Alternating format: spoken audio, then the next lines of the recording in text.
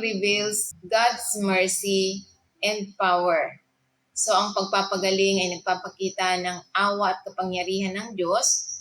Ito ay napakalalim na katotohanan na nagpapakita na ang pagpapagaling ng Diyos ay hindi lamang isang physical na panunumbalik, kundi isang salamin din ng kanyang malalim na habag at makapangyarihan upang baguhin ang mga buhay. So kaya nga sinasabi niya sa Psalm 147 verse 3. Sabi niya rito sa banal na kasulatan, buksan po natin ang ating Biblia sapagkat ang Biblia, ito yung hininga ng Diyos na dapat nating pagnilay-nilayan lagi sapagkat hindi lamang nabubuhay ang tao sa tinapay, ngunit salita ng Diyos na nagmumula sa bibig niya. So kaya nga ito'y sinasabi, He heals the broken-hearted and binds up their wounds. So ibig sabihin, ang salita ng Diyos ay isang nakakaaliw na paalala ng pagiging mahabagin ng Diyos. Ang kakayahan ng Diyos na pagalingin ang emotional at spiritual na mga sugat. Isang bagay na inaasam-asam ng maraming tao sa panahon ng pagkabalisa, pagkawala at o pananakit, kung paano ang isang physical na sugat ay nangangailangan ng kagalingan, pangangalaga at atensyon upang gumaling. Ang ating mga puso ay nangangailangan din ng paghipo ng Diyos upang maibalik ito sa kanyang direksyon.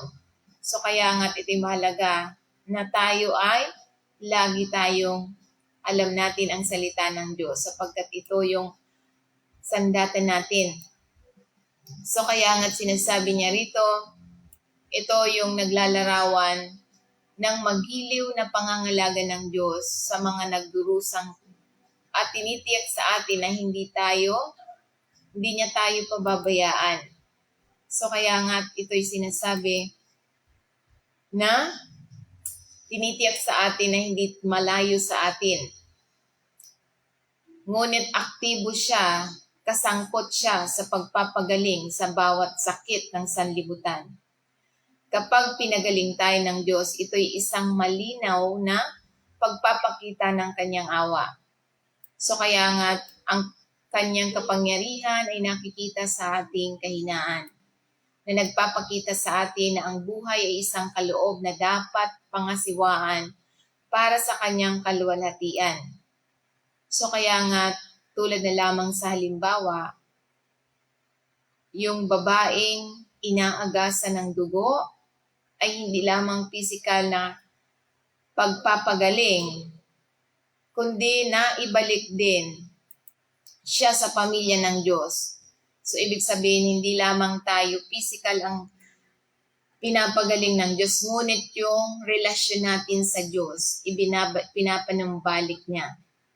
So, yan yung sinasabi na tayo ay minamahal ng Diyos sapagkat ang kanyang mga mananampalataya ay umaakay sa kanya ng isang mas malalim na paglakad na kasama niya. So, tayo isang naibalik na pamilya ng Diyos kapag tayo lumalakad sa daan ng Diyos. So kaya nga't mahalaga, tulad ng babae, ang pananampalataya ng babae sa kabila ng kanyang mahabang taon ng pagdurusa at na maraming taong nakapaligid sa Panginoon Jesucristo, umabot siya ng may pananampalataya na naniniwalang ang paghipo niya sa Panginoong Jesucristo ay magpapagaling sa kanya. So yung kanyang pananampalataya, kung minsan ay tungkol sa pag-abot, kahit na ang mga posibilidad ay tilang imposible. So kaya nga, ito yung mahalaga na sinasabi na magkagayo ang babae nang makita siyang mapapansin ay lumapit na ng nginginig at nagpatira pa sa paanan ng Panginoon Jesucristo sa harapan ng lahat ng mga tao at sinabi niya kung bakit niya hinipo ang Panginoon Jesucristo at kung paano siya gumaling kaagad Kaya ang tugon ng Panginoon Kristo sa Luke chapter 8 verse 48, at sinabi niya sa kanya, "Anak, pinagaling ka ng iyong pananampalataya, yumaon kang payapa." So yun ang salita ng Panginoon na sa pamamagitan ng banal na kasulatan, siya'y sumampalataya at siya'y gumaling sa kanyang karamdaman.